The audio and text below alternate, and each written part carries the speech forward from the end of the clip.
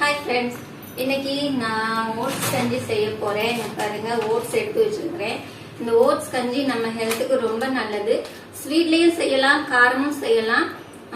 காரமா செஞ்சோம்னா நம்ம ஓட்ஸ்ல கொஞ்சம் பெப்பர், பிளாக் பெப்பர் அப்புறம் சால்ட் மிக்ஸ் பண்ணி நம்ம அது செய்யலாம். ஆனா இன்னைக்கு நான் ஸ்வீட் ஓட்ஸ் செய்ய போறேன். இதை எப்படி செய்யறதுன்னு பார்க்கலாம்.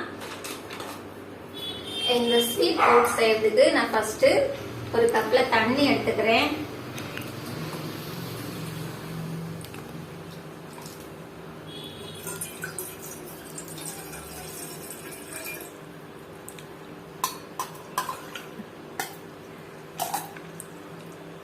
ரெண்டு கப்புக்கு கொஞ்சம் கம்மியா தண்ணி ஊற்றிருக்கேன். இது நம்ம தண்ணி நல்லா கொதிக்க விடுவோம். இப்போ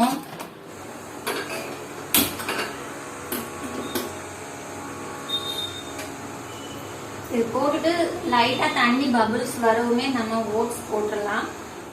ஓட்ஸ் சீக்கிரமா வெந்துடும். ஒரு 2 நிமிஷத்துல இருந்து 3 நிமிஷத்துக்குள்ள வெந்துடும். நம்ம இது செய்யறதுக்கெல்லாம் ரொம்ப டைம் எடுக்காது. ஒரு 5 நிமிஷத்துலயே நம்ம செஞ்சிடலாம். தண்ணி இப்ப நல்லா பபிள்ஸ் வர ஆரம்பிச்சிருச்சு. இந்த ஸ்டேஜ்ல நம்ம ஓட்ஸ் போட்டுக்கலாம். நான் ஒரு 2 கரண்டி அளவுக்கு ஓட்ஸ் போடுறேன்.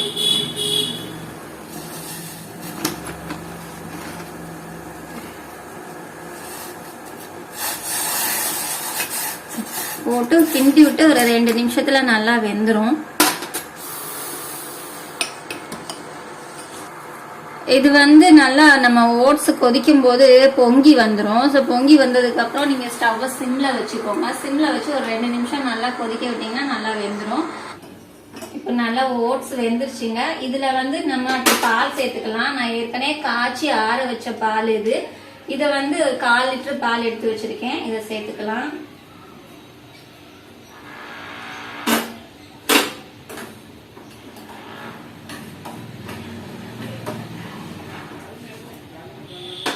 சேர்த்துட்டு நமக்கு என்ன நட்ஸ் பிடிக்குமோ அதை சேர்த்துக்கலாம். நட்ஸ் போட்டா நம்ம கடிச்சு சாப்பிட்றதுக்கு ரொம்ப நல்லா இருக்கும். டேஸ்டும் நல்லா இருக்கும். அதே மாதிரி நல்லா எனர்ஜெட்டிக்காவும் இருக்கும். அதனால நான் என்ன எடுத்து வச்சிருக்கேன்னா நிலக்கடலை எடுத்து வச்சிருக்கிறேன். அதுக்கப்புறம் ஒரு 10 பாதாம் அது பொடி பொடியா கட் பண்ணி வச்சிருக்கிறேன். அதுக்கப்புறம் ஒரு கொஞ்சம் பேரிச்சம்பழம் இதையும் கட் பண்ணி எடுத்து வச்சிருக்கிறேன்.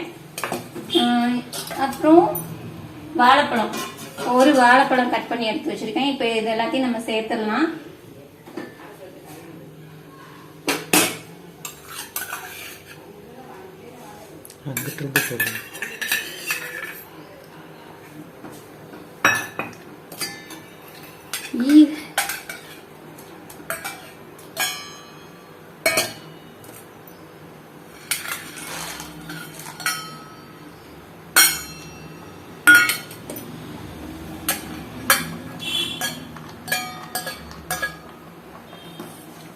இது எல்லாம் போட்டுட்டு நல்லா ஒரு கொதி வர்ற வரைக்கும் நல்லா கிண்டி விடுங்க.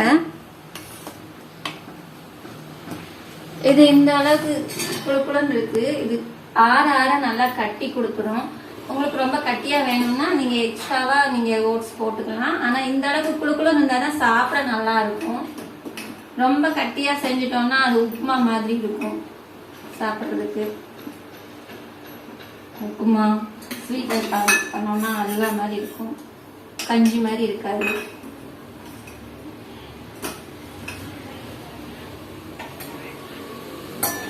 இப்ப இது நல்லா கொதி வந்துச்சு. இதுல நான் கொஞ்சமா ஒரு 2 ஸ்பூன் அளவுக்கு தேன் மட்டும் சேர்த்துக்கிறேன். இதுல ஸ்வீட்டுக்கு நான் 2 ஸ்பூன் அளவுக்கு தேன் சேர்த்துக்கிறேங்க.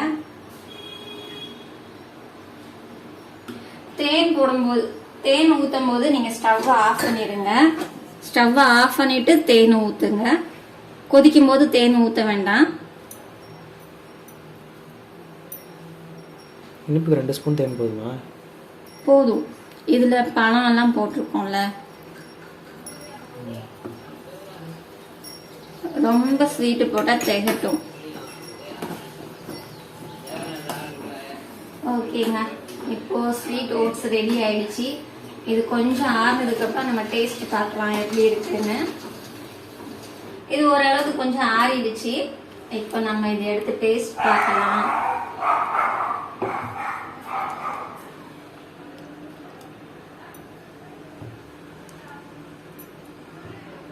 பார்க்கறதுக்கு அப்படியே பால் பாயாசம் மாதிரி இருக்குல்ல.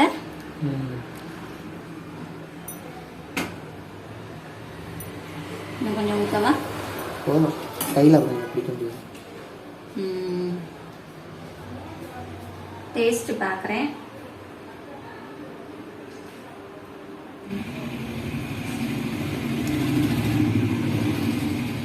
சூப்பராக இருக்குங்க.